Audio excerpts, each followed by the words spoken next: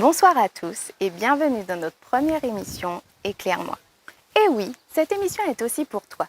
Nous avons voulu créer un moment de partage et d'échange libre basé sur certains thèmes qui peuvent nous interpeller. Notre but est de répondre à certaines interrogations qui nous concernent tous.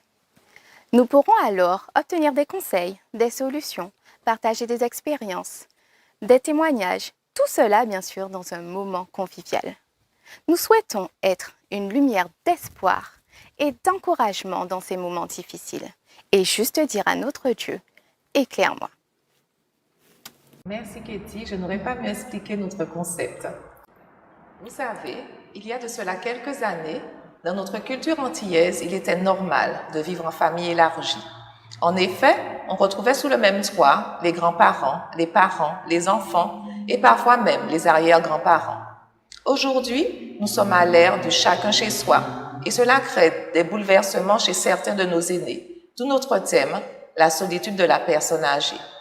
Mes chers aînés, j'aimerais partager avec vous ces quelques mots qui se trouvent dans Ésaïe 46, le verset 4. Jusqu'à votre vieillesse, je serai le même. Jusqu'à votre vieillesse, je vous soutiendrai. Je l'ai fait et je veux encore vous porter, vous soutenir et vous sauver. Ce sont les mots de notre Dieu pour chacun de vous. Et nous allons poursuivre. Pour nous éclairer dans ce domaine, nous avons donc invité Sabine Rosamond, psychologue clinicienne. Bonjour Sabine. Bonjour. Bienvenue. Merci d'avoir répondu à notre invitation et nous sommes ravis de t'accueillir aujourd'hui et de partager ce moment. Alors, peux-tu nous en dire plus sur ta spécialité? Alors, je suis effectivement psychologue clinicienne spécialisée en gérontopsychologie. C'est-à-dire que je prends en soin la personne âgée, son entourage familial et professionnel. D'accord. Alors c'est vrai que selon moi, le mot solitude revient, c'est un mot qu'on utilise assez souvent. Mais nous ne savons pas vraiment ce que cela représente. Alors peux-tu nous définir ce mot? Alors la solitude effectivement n'est pas un concept nouveau. On en parle depuis très longtemps. Déjà en 2011, c'était grande cause nationale en France. Donc c'est un sujet qui fait débat, qui interpelle depuis quelques années déjà. La solitude, selon la définition du Larousse, c'est l'état d'une personne qui est seule momentanément ou habituellement. Par contre, pour bien définir la notion de solitude, on parle aussi d'isolement social. Cette définition est donnée par le Conseil économique et de l'environnement. Et à ce moment-là, on définira plus la solitude, plutôt l'isolement social, comme la situation d'une personne qui, du fait de relations durablement insuffisantes, qualitativement et quantitativement. Et ce qui met cette personne en situation de souffrance et donc en danger. Pour bien définir ce terme et pour bien en discuter, il faut bien comprendre dans cette notion qu'il y a un aspect objectif et un aspect subjectif. Ce qui signifie que on devrait plus parler de sentiment de solitude. Pourquoi? Parce que la solitude peut être définie objectivement selon l'INSEE par le nombre de relations qu'une personne aura eues en dehors de son cercle familial. Si ce nombre est de moins de 4 par semaine, alors on parle d'isolement social. Le sentiment de solitude va plus faire référence au ressenti de la personne, puisqu'une personne qui est isolée socialement, donc qui a moins de 4 relations ou qui a moins de contacts avec moins de 4 contacts par semaine que dans le cercle familial, eh bien cette personne-là sera considérée comme isolée. Or, une personne peut vivre seule sans pour autant se sentir seule. Donc, le sujet qui nous intéresse particulièrement aujourd'hui fera plus attrait au sentiment de solitude. qui crée à ce moment-là une souffrance. D'accord. Il n'y a pas si longtemps, j'ai pu discuter avec Eva Dongar, qui est responsable des clubs de troisième âge au niveau de la Fédération des Églises adventistes.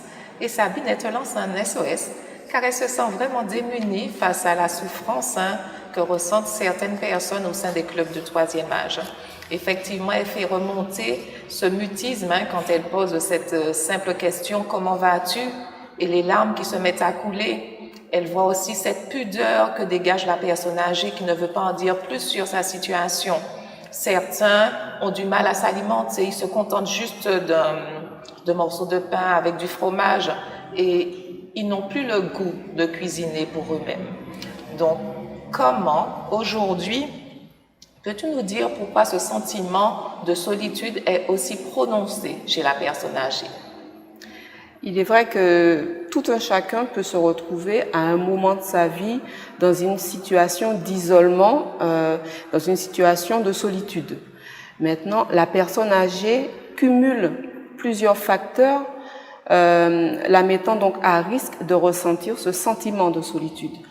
Puisqu'effectivement, les transformations sociétales que nous avons vécues et que nous vivons encore entraînent des bouleversements dans les liens sociaux, aussi bien que dans les liens familiaux. Nous sommes aujourd'hui pratiquement tous des citoyens du monde, ce qui signifie que les enfants en âge de travailler sont amenés à travailler partout dans le monde. Les personnes âgées, même si elles ont eu 5, 10 enfants, peuvent se retrouver seules, isolées, en tout cas loin de leurs proches. Effectivement, cela peut créer un sentiment d'isolement et donc un sentiment de solitude. D'autres aspects comme le veuvage fragilisent encore plus la personne âgée. Le passage à la retraite est une étape importante qui aussi entraîne une réduction du nombre de relations sociales. Alors effectivement, on parle d'isolement quand il y a une réduction au niveau des relations familiales, des relations professionnelles, des relations amicales, puisque les personnes âgées assistent à la réduction de leur environnement même amical, puisque les collatéraux, donc les personnes nées au même moment, en tout cas à quelques années près, ne sont plus en mesure de rentrer en contact avec eux pour des causes de maladie, par exemple, ou ces personnes sont décédées. Donc, on assiste à une réduction du réseau relationnel des personnes âgées. Les personnes âgées se sentent donc, une fois qu'elles sont seules, quand elles en viennent à ne plus avoir beaucoup de relations avec d'autres personnes, des personnes qui leur sont chères, se sentent délaissées. Elles ont le sentiment, une impression, un sentiment de honte. Elles ont l'impression d'être rejetées, de ne pas être reconnues, bien qu'ayant participé, contribué à faire de ce monde que nous avons aujourd'hui ce qu'il est. Donc tout cela entraîne forcément des sentiments, des émotions qu'on dira négatives, puisque elles se sentent rejetées. On assiste même parfois à des personnes âgées qui ont des réflexions du genre « mais ce n'est pas de ma faute si je ne suis pas encore morte », parce qu'elles ont vraiment l'impression d'être un poids pour la société et donc pour leur entourage. D'accord, d'où ce sentiment de honte en fait qu'elles ressentent. Ce sentiment de honte, qui est bien sûr, qui peut être expliqué par plein de raisons, puisque lorsque nous sommes dans la force de l'âge, la société, les autres, nous font quelque part porter certains poids. Nous sommes ce que nous faisons à ce moment-là. Donc nous sommes de bonnes mères de famille, nous sommes de bons pères de famille. Arrivés à un certain âge avancé, les personnes sont en général amenées à vivre pour ce qu'elles sont. Et ce qu'elles sont n'est plus dans ce qu'elles font. Donc forcément, ça fait naître des sensations de ne plus être utiles à la société. D'accord. Alors c'est vrai qu'on a aussi pu échanger avec Josette Toulma, qui est responsable du club du troisième âge de l'église Thorem, et donc au sujet de ce sentiment de solitude que les personnes âgées peuvent ressentir. Et elle nous dit que les membres lui rapportent la difficulté de la vie, cette pesanteur qui crée des angoisses, qui peuvent faire couler aussi des larmes, comme on disait tout à l'heure. Et certains disent aussi que parfois ils sont au bord de la dépression. De plus, elle m'a fait remarquer que ce ne sont pas seulement les personnes seules qui ressentent ce sentiment, mais aussi ceux qui sont en couple. Donc, comment dépasser ce sentiment de solitude? Effectivement. Alors, comme je disais lors de la définition de ce terme, on peut vivre en groupe, on peut vivre en famille et se sentir pour autant seul. On peut aussi vivre seul sans pour autant avoir ce sentiment de solitude, puisqu'effectivement, ce sentiment de solitude est quelque chose de subjectif. Comment dépasser ce sentiment? Eh bien, tout dépend de l'origine de ce sentiment. Certaines personnes passent leur vie avec un sentiment de solitude qui est existentiel. Arrivé au troisième âge, ils continuent à ressentir ce sentiment de solitude. L'aide à leur apporter ne sera pas la même que pour une personne qui est momentanément isolée et donc qui ressent momentanément ce sentiment de solitude, comme au moment du veuvage. C'est un sentiment de solitude qui sera limité peut-être dans le temps, puisqu'il est compliqué par d'autres émotions, notamment en lien avec les phases du deuil. Alors, comment dépasser ce sentiment? Tout dépendra de la cause. Si la cause est existentielle, il faudra à ce moment-là vraiment faire appel à un professionnel. Mais il est tout à fait important d'entendre d'entendre ce que disent les personnes qui ressentent ce sentiment de solitude. Alors, des personnes peuvent être entourées, en tout cas visiblement, objectivement, et avoir ce profond sentiment de solitude, parce que l'aide à apporter dépendra de la demande, du besoin des personnes. Certaines personnes âgées, et c'est une situation qu'on retrouve assez régulièrement, bien qu'en étant entourées, ont besoin ou demandent l'intervention ou les visites d'une personne en particulier. Leur apporter des visites différentes n'aura pas le même effet. Elles vont quand même avoir ce sentiment d'être rejetées. Pourquoi? Parce que c'est une personne, vous savez, on dit un être vous manque et tout est dépeuplé. Donc il faudra vraiment adapter les solutions, en tout cas les réponses à l'histoire de vie de la personne. Il existe au sein des familles des conflits qui peuvent aussi rendre le vécu des personnes âgées un peu plus difficile. Et puis toutes les personnes âgées ne sont pas forcément en bonne santé. Elles peuvent souffrir d'une perte d'autonomie, ce qui va augmenter encore ce sentiment. Donc comment les aider? Tout dépendra de l'origine. On peut leur proposer par exemple des visites, s'il leur manque des visites. On peut leur proposer, par exemple, si elles ont besoin de compagnie, leur proposer un animal de compagnie. On peut leur proposer de vivre autre chose. Par exemple, pour celles qui le peuvent, on peut leur proposer de sortir si elles en ont besoin. On peut leur proposer aussi de faire partie d'associations. Parce que il y a un sentiment de solitude qui peut être aussi allégé par le fait de prendre soin de quelqu'un d'autre, de prendre soin de la planète en fonction des valeurs que la personne a entretenues toute sa vie. Mais en tout état de cause, tout ce qui peut être proposé doit l'être en fonction des intérêts de la personne. Voilà. Donc c'est bien discuter, prendre le temps d'écouter leurs besoins et voir ce qu'on peut réajuster et leur apporter. Exactement. Et c'est vraiment, ça demande vraiment du temps. Il faut vraiment que l'entourage prenne du temps. Les personnes âgées qui se retrouvent dans cette situation ont besoin d'une écoute attentive, une écoute particulière afin de bien entendre leurs besoins et pour leur proposer une aide appropriée. Et la personne âgée, si moi je souffre de ce sentiment, qu'est-ce que je peux mettre en place moi pour vraiment aller mieux? Effectivement. Donc, ça dépendra. Ça dépend de ton vécu. Est-ce que tu as toujours eu ce sentiment-là? Si tu as toujours eu ce sentiment-là, il faudra faire appel à un professionnel, certainement. Si ce sentiment est récent, est-ce que c'est en lien avec le départ d'un de tes enfants, peut-être? Est-ce que c'est en lien avec un manque de moyens?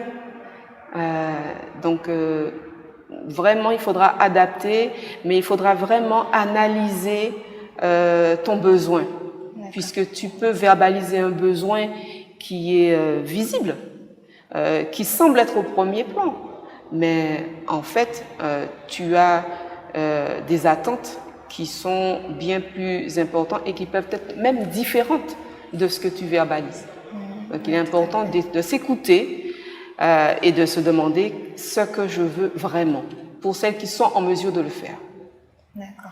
Mais s'occuper de notre être, de notre individu ou d'une cause qui a toujours été chère, peut être un moyen aussi de se motiver et de continuer à être utile pour la société. C'est ça, puisqu'on va se sentir en action, utile, on va mettre des choses en place et ça nous éloigne de ce sentiment.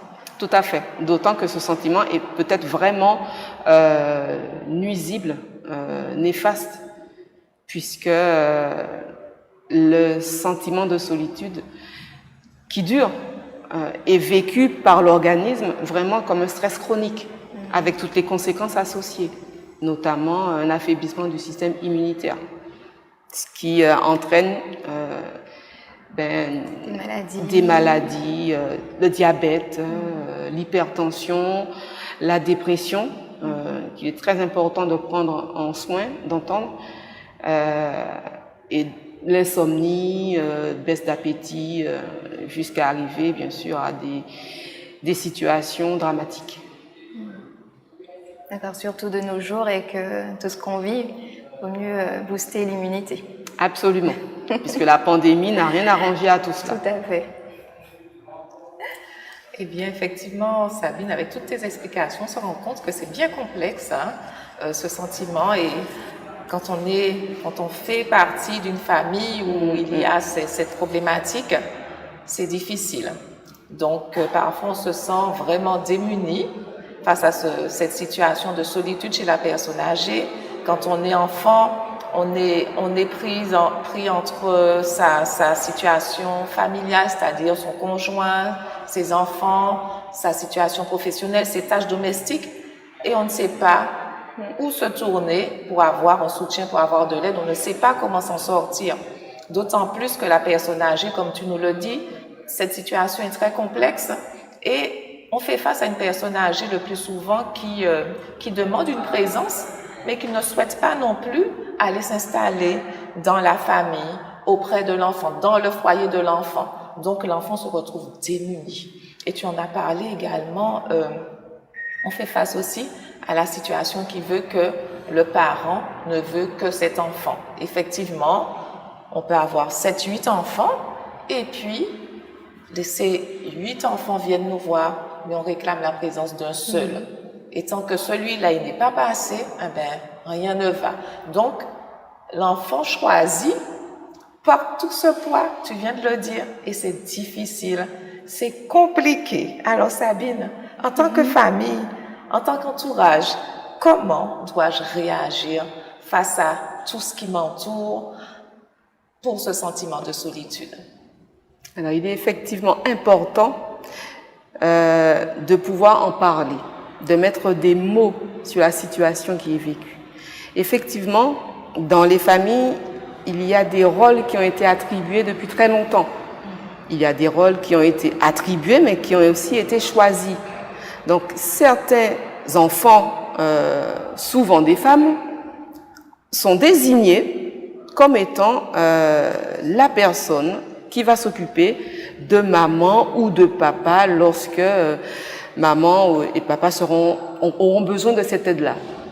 Et effectivement, cette personne, cet enfant qui a été choisi, fait partie de ce qu'on appelle la génération sandwich.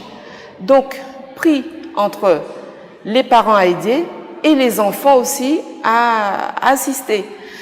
Effectivement, les aidants, dans ce contexte-là, ont toujours besoin d'être eux-mêmes aidés. Parce que si les aidants vont bien, alors leur proche ira mieux. Il est important de pouvoir identifier la chose. Il est important aussi que les membres de la famille se disent qu'ils doivent faire du mieux qu'ils peuvent. C'est-à-dire qu'à l'impossible, nul n'est tenu.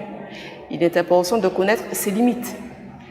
Parfois, malheureusement, les aidants partent avant le proche aidé.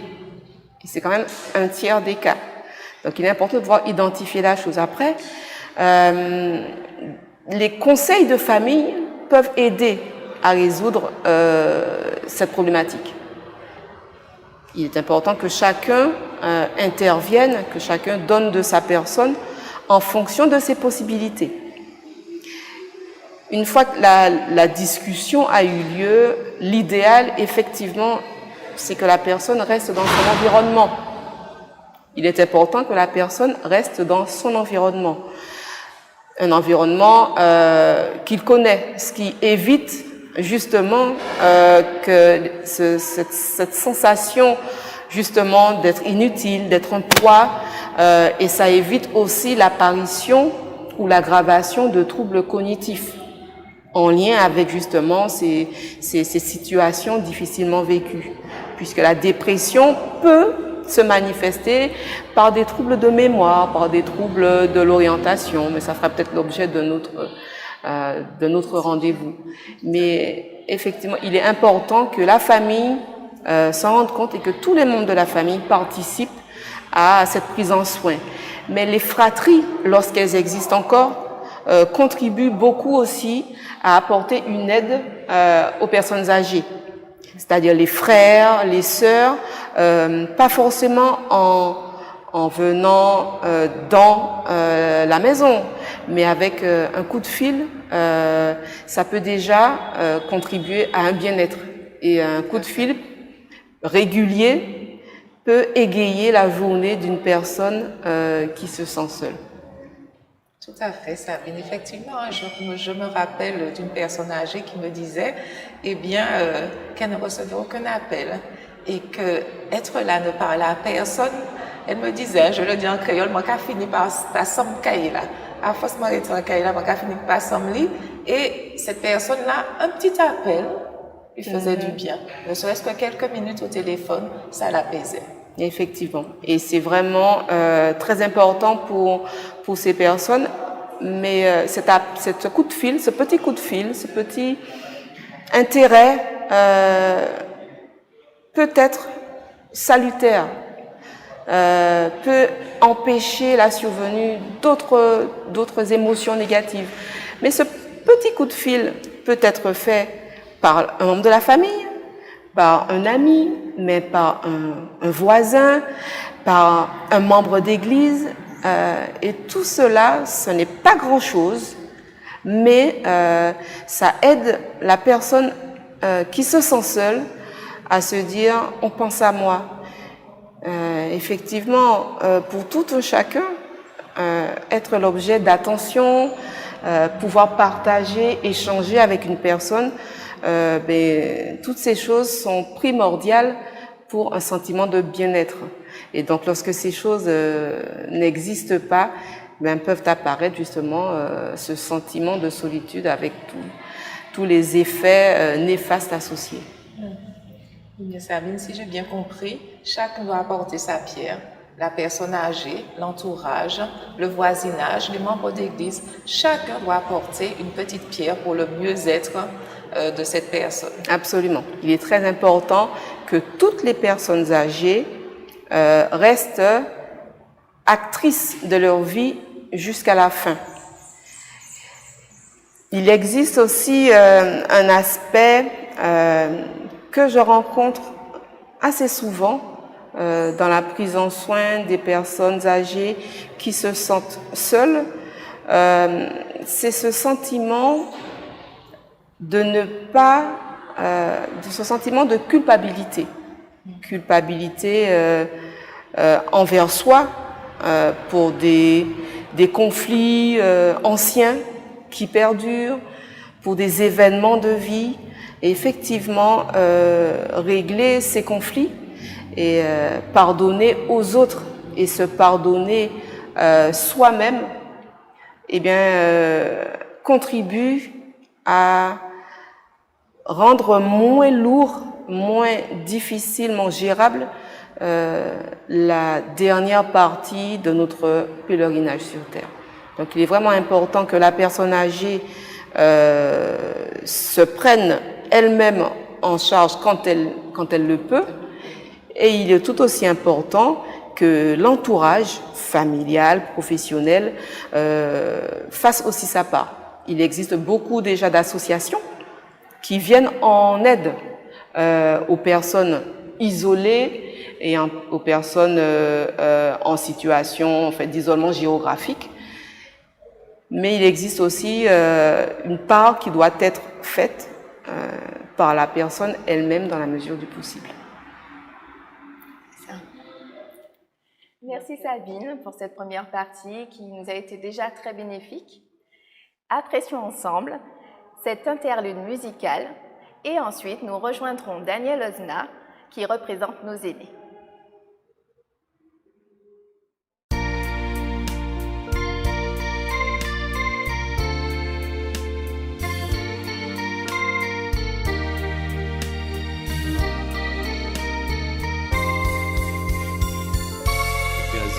Toujours vert, inondé de lumière et des arbres fleuris, c'était le paradis. Il était plein d'oiseaux, buvant dans les ruisseaux, qui du soir au matin arrosaient le jardin.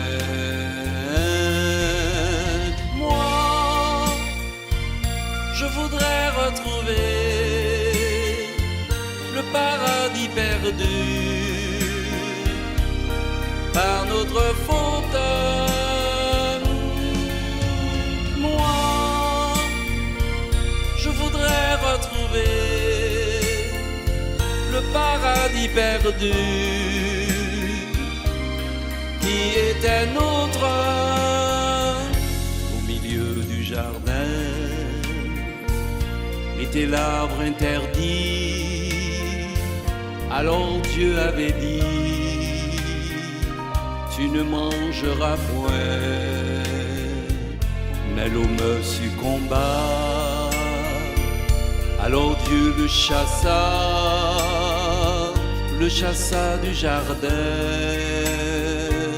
en fermant le chemin.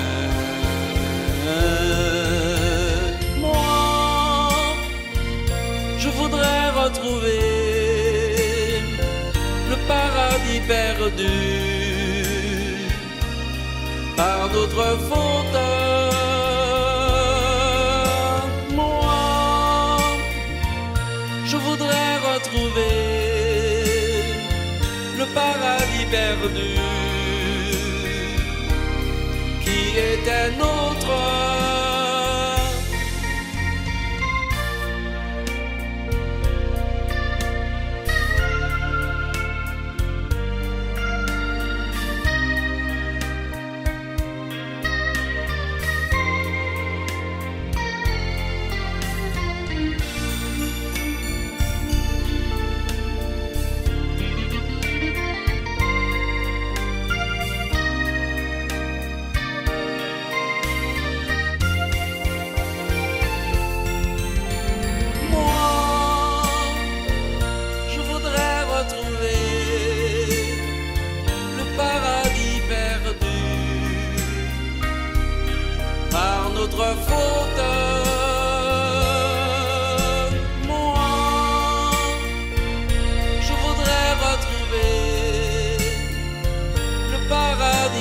perdu, qui était notre.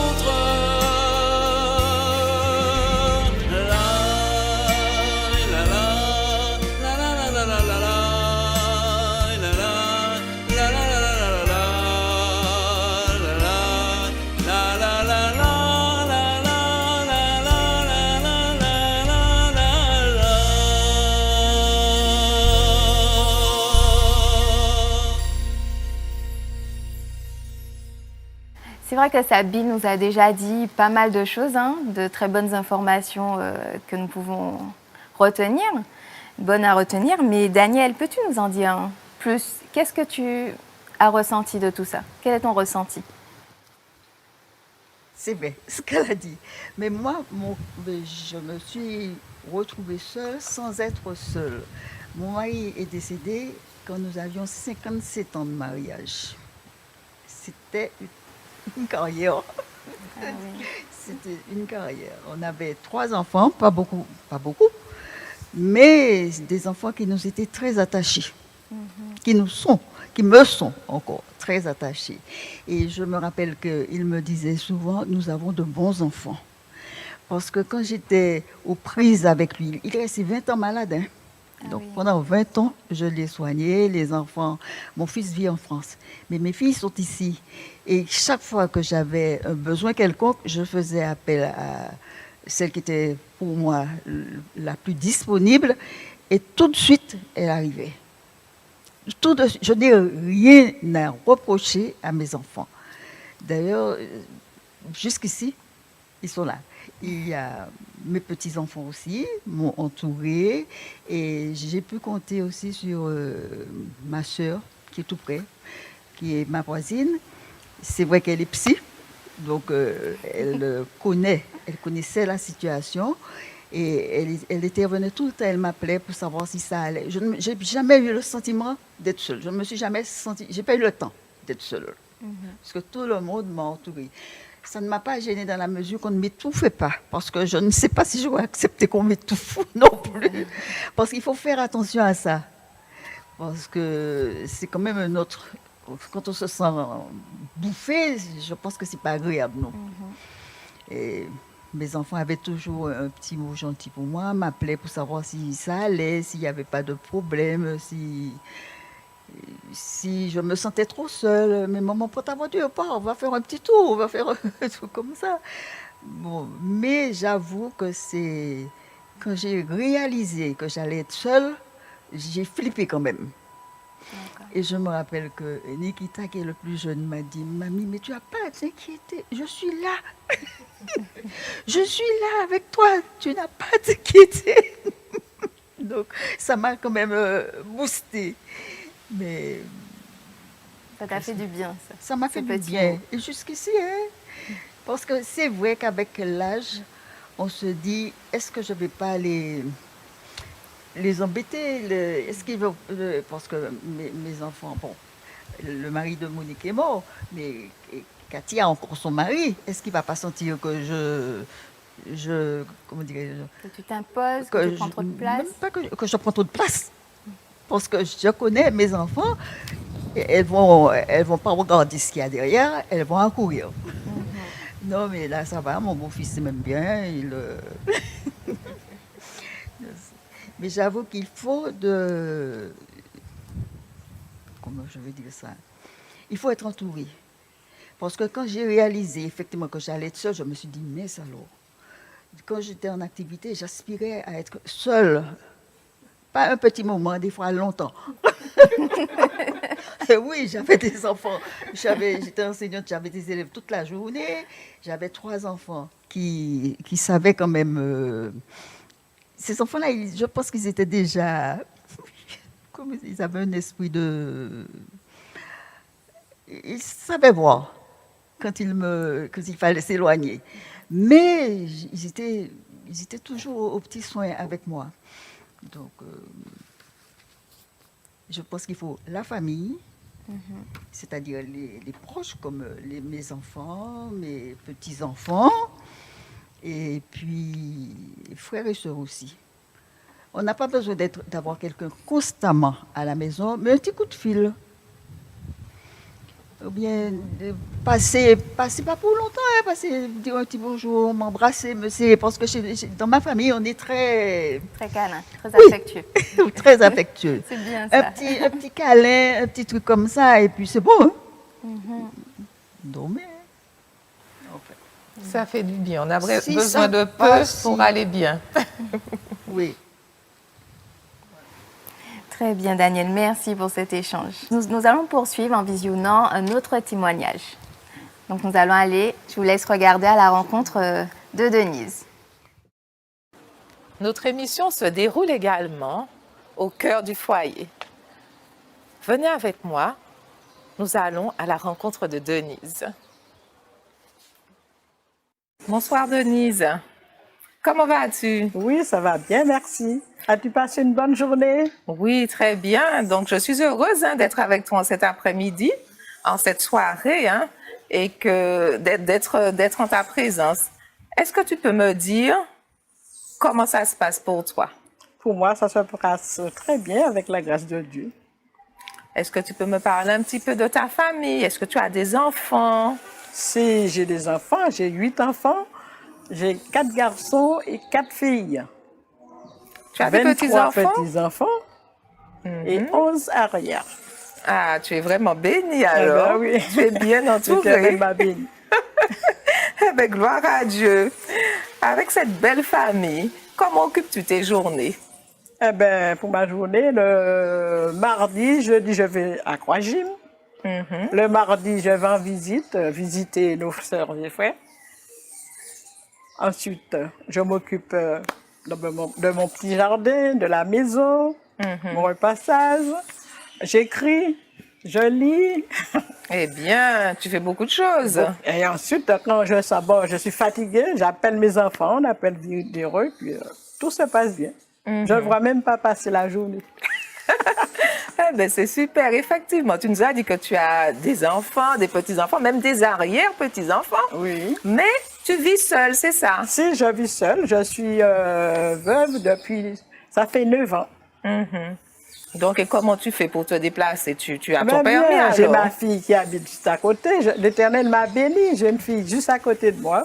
Me dit, maman, qu'est-ce que tu fais? Je dis, bon, je devrais passer. Arrête, dépose le fer, on va à la mer.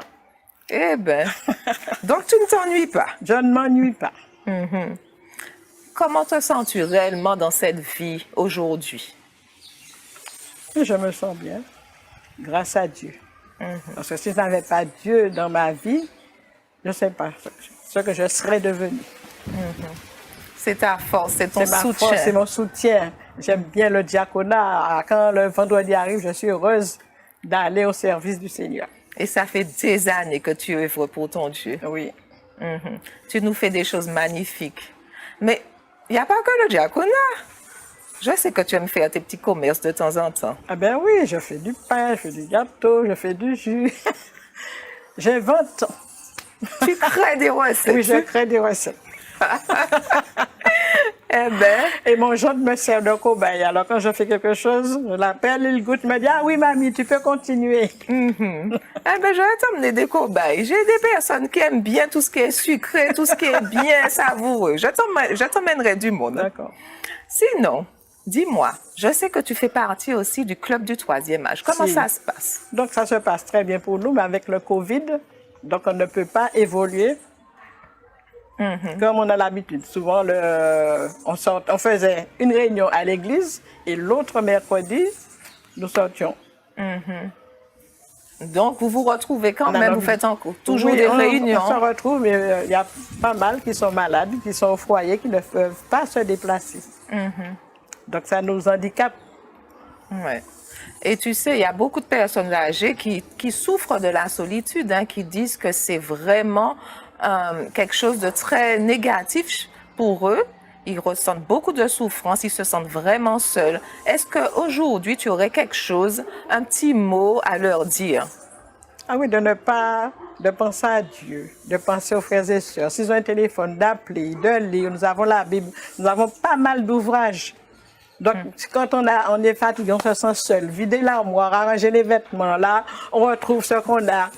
On change la maison. Mais On n'a pas besoin d'aller acheter. Mais non, pas besoin d'acheter. Souvent, on a des choses cachées et nous ne savons pas. Donc, il faut à chaque fois vider, regarder et on voit ce qu'on a. Alors, si Et je ça t'ai nous bien... occupe. Et la seule chose que je leur dis, c'est de ne pas passer du temps à la télé, ça n'apporte rien. Donc, aux heures des informations, ils peuvent regarder. Mais regarder les feuilletons, passer son temps assis à la télé, ça ne nourrit pas. OK. Merci pour tes conseils. J'ai entendu, tu nous as dit aussi tout à l'heure, tu m'as parlé de WhatsApp, c'est ça? Mais oui, WhatsApp. Ces appels, mes enfants, d'appels vidéo. Oui, Ce oui, qui- oui. oui. Et là, quand vraiment, je dis, bon, donc, au lieu de regarder la télé, si on a l'ordinateur, on regarde le culte, on regarde les concerts, il y a beaucoup de choses. Eh bien, tu n'es pas resté seulement dans les temps.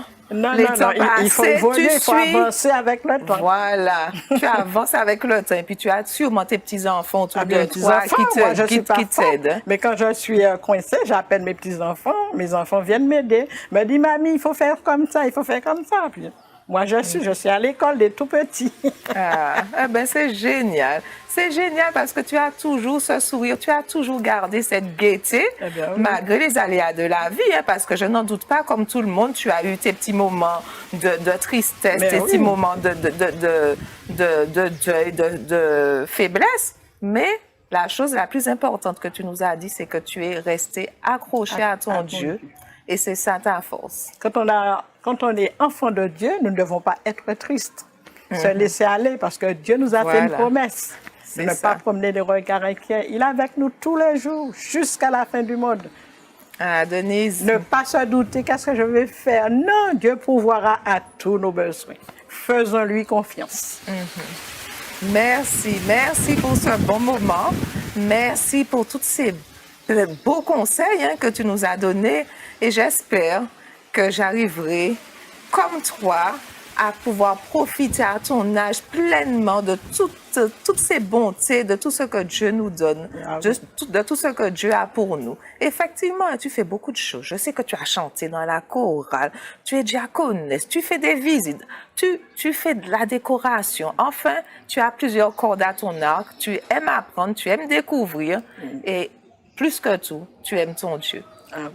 Merci, merci de nous avoir accueillis et puis on te dit peut-être à bientôt pour une petite recette, pour quelque chose à partager avec nous. Pourquoi pas? D'accord, mais oui. À bientôt, Denise. À bientôt, ça me fait plaisir. Que Dieu te garde, que Dieu te bénisse et gardons toujours les yeux, regardons toujours, nos regards soient toujours fixés sur Dieu. Merci. À bientôt. N'oublions pas la promesse. Dieu est amour, Dieu nous aime, alors aimons-nous les uns les autres et tout ira bien. Merci, merci pour tout cela. Merci pour cet échange. À bientôt, Denise. À bientôt. Une bonne fin d'après-midi. Merci. Que Dieu te garde et te bénisse. Merci beaucoup. Bisous, bye bye. Nous d'entendre deux beaux témoignages vraiment très positifs. Mais Sabine, comment faire ou qu'est-ce qu'il nous faudrait mettre en place quand la personne âgée se retrouve en situation de danger? Effectivement, certaines personnes âgées, ce qu'on peut conseiller à certaines personnes qui se retrouvent un peu seules, c'est de ne pas seulement multiplier les initiatives, mais il y a une nécessité d'avoir vraiment un changement d'état d'esprit, d'adopter de nouveaux comportements, de se demander par exemple, plutôt que d'attendre, se demander pourquoi personne ne vient, pourquoi personne ne fait rien pour moi. La première initiative peut être, le changement d'esprit peut être de se dire, mais qu'est-ce que je peux apporter aux autres? Puisqu'il y a beaucoup de situations où les personnes âgées qui sont seules peuvent apporter leur aide, ne serait-ce que dans le bénévolat. Pour ces personnes-là, ça peut être une solution. Maintenant, il est important de sensibiliser les personnes âgées et leur entourage face à la dépression profonde que peuvent ressentir, à cet état de souffrance que peuvent ressentir certaines personnes âgées. Pour plusieurs raisons. Cette dépression peut être réactionnelle, le décès d'un conjoint, d'un enfant, les pertes au niveau physique, les handicaps qui surviennent. mais il est important de pouvoir identifier ces symptômes. Cette baisse de morale qui dure depuis des semaines, ces idées noires, cette fatigue, cette incapacité à penser, cette capacité à réfléchir, à élaborer autour de sa situation, à se dire mais qu'est-ce que je peux faire, toutes ces douleurs, parce que la dépression chez la personne âgée ne se manifeste pas de la même manière, en tout point en tout cas, que chez le jeune adulte. Ce sera essentiellement, la personne âgée va se plaindre au niveau somatique. J'ai mal partout, j'ai mal là, et elle va se plaindre et elle va devenir hypocondriaque. L'attention sera mise sur le corps, le mauvais fonctionnement du corps, etc.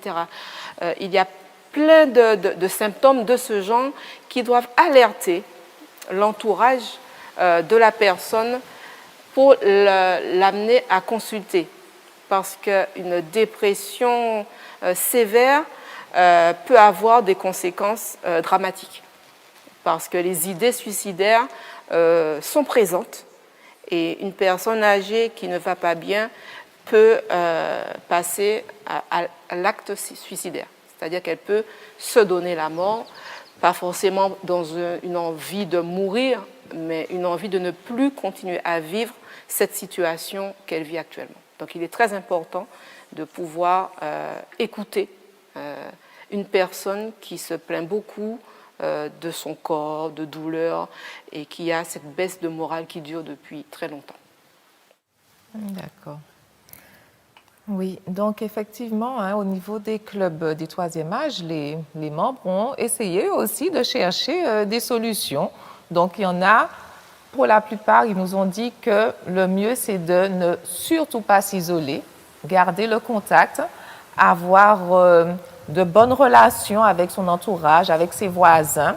Et puis, ils demandent aussi, pourquoi tu en as parlé, pourquoi ne pas mettre en place des visites spécifiques pour les personnes âgées. Et puis, un portage de repas, puisqu'on a vu qu'il y en a qui ont vraiment du mal à s'alimenter. Donc, c'est des petites choses qui pourraient les aider. Mais est-ce qu'il y a d'autres moyens, d'autres conseils, d'autres ressources auxquelles ils pourraient se fier? Je crois qu'on a un petit peu brossé un tableau. Alors, ce n'est pas une liste exhaustive, puisque je rappelle qu'il faut vraiment tenir compte de l'histoire de vie de la personne. Donc, les aides à apporter dépendront de la solitude qui est ressentie, c'est-à-dire les causes de cette solitude. Mais il faut aussi tenir compte de l'état psychologique de la personne, de l'histoire de vie. Il peut être important de faire appel à un professionnel de l'écoute, psychologue, psychiatre, psychothérapeute, parce qu'il y a, lors de l'avancée en âge, des conflits qui n'ont pas été résolus, des conflits avec les autres, mais des conflits avec soi-même. Il y a je rencontre souvent dans ma pratique des personnes qui ne parviennent pas à pardonner aux autres, mais à se pardonner soi-même. Donc, il est important de pouvoir identifier ces conflits-là qui peuvent vraiment rendre difficile, désagréable la fin, le crépuscule de notre pèlerinage sur Terre. Oui, donc il y a un conseil que Denise, effectivement, nous a vraiment, elle a insisté sur cela, notre relation avec Dieu, rester connecté à notre Dieu. Et moi, je trouve, je pense, je ne sais pas ce que vous en pensez réellement, mais c'est la chose primordiale. C'est la base. Oui, tout à fait. Alors Daniel, il me semble que tu as quelque chose à partager avec nous, n'est-ce pas? Oui, je me rends compte qu'effectivement, quand j'ai été veuve, quand mon mari est mort, je me suis vraiment rabattue, je ne sais pas si c'est le vrai mot, mais je me suis mise à étudier ma Bible de plus en plus régulièrement et plus fortement. J'ai beaucoup plus souvent lu l'Esprit de prophétie. Je pense que j'avais besoin de ça pour me, pour me ranimer, me réveiller un petit peu. Et ça m'a aidé. Oui, ça m'a aidé. Je me rappelle que je réveillais Nikita avant 5 heures du matin et puis je lui disais, on va lire une petite méditation, lire un petit verset de la leçon et puis prier, puis tu pourras aller te préparer pour partir. Parce qu'il laissait la maison avant 6 heures pour aller prendre le bus. Ça fait du bien. Ok, je vais passer maintenant à... Voilà. Alors, c'est un poème de la mère Teresa, qui a vécu de 1910 à 1997. Et elle a écrit « La vie est la vie. La vie est beauté, admire-la. La vie est félicité, profites-en. La vie est un rêve, réalise-le. La vie est un défi, relève-le. La vie est un devoir, fais-le. La vie est un jeu, joue-le. La vie est précieuse, soigne-la bien. La vie est richesse, conserve-la. La vie est amour, jouis-en. La vie est un mystère, pénètre-le. La vie est une promesse, tiens-la. La vie est tristesse, dépasse-la. La vie est un hymne, chante-le. La vie est un combat, accepte-le. La vie est une tragédie, lutte avec elle. La vie est une aventure, ose-la. La vie est bonheur, mérite-le. La vie est la vie, défends-la. Merci Daniel pour ce beau poème. Effectivement, Daniel, nous souhaitons réellement te remercier parce que c'est un beau message d'espoir qui nous dit qu'il faut qu'on reste vivant. Oui. Il faut qu'on reste vivant, tout à fait. Bon, on a vu que notre Dieu, c'est notre boussole. Alors, Ésaïe 58, verset 11 nous dit « L'Éternel sera toujours ton guide. Il rassasiera ton âme dans les lieux arides et il redonnera de la vigueur à tes membres. Tu seras comme un jardin arrosé, comme une source dont les eaux ne tarissent pas. » Maintenant, j'aimerais bien qu'on fasse monter une prière à notre Dieu pour toutes ces personnes qui sont dans ce sentiment de solitude. Inclinons donc la tête. Merci, Père éternel, de ce privilège que tu nous donnes d'être réunis en ce soir pour te louer, pour te glorifier, pour nous éclairer sur ce sujet délicat, la solitude de la personne âgée. Seigneur, tu vois toutes ces personnes, toutes ces familles qui sont en proie à ce sentiment, Seigneur. Que tu puisses poser ta main, que tu puisses envoyer ton Saint-Esprit afin que la paix, la sérénité, l'amour, le pardon puissent régner et afin que tous nous soyons unis en toi et par toi et que nous puissions voir ta gloire. Merci, Seigneur, de ta présence dans nos vies. Merci, Seigneur, de ta présence et de ton amour. Nous t'avons prié par le doux nom de ton Fils, que ta volonté soit faite. Amen. Merci Daniel, merci Sabine d'avoir partagé ce moment avec nous. Je suis sûre que tout cela, tout ce qui a été dit sera bénéfique à chacun et que nous allons pouvoir réagir et être actifs avec de bons conseils et pouvoir aider nos personnes âgées, nos aînés, notre famille à se sentir mieux. Alors, je vous laisse quand même, je voudrais citer ce verset qui se trouve dans Proverbe 17, verset 22, qui nous dit qu'un cœur joyeux est un bon remède, mais un esprit abattu dessèche les eaux.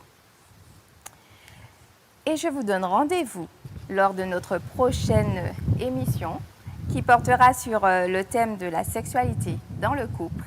Nous serons avec une conseillère conjugale. Nous vous invitons à poser vos questions, à nous transmettre vos suggestions, vos témoignages à l'adresse suivante. Alors notez bien, éclaire-moi.oreb972@gmail.com. Pour terminer notre moment de partage, nous allons apprécier un dernier chant interprété par Émile Polydor. Bonne écoute et à très bientôt.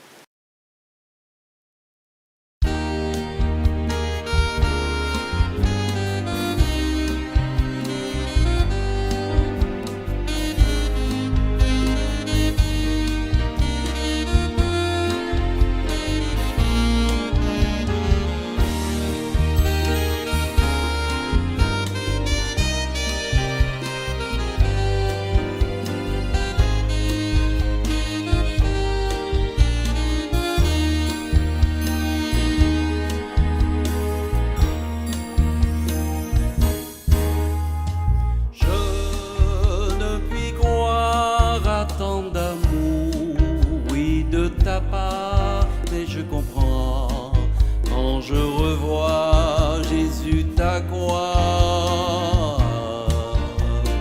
Tu m'as aimé à mon tour, je veux t'aimer comme moi. Cet amour reste toujours. Quand l'oiseau chante, c'est le retour du printemps. La main patiente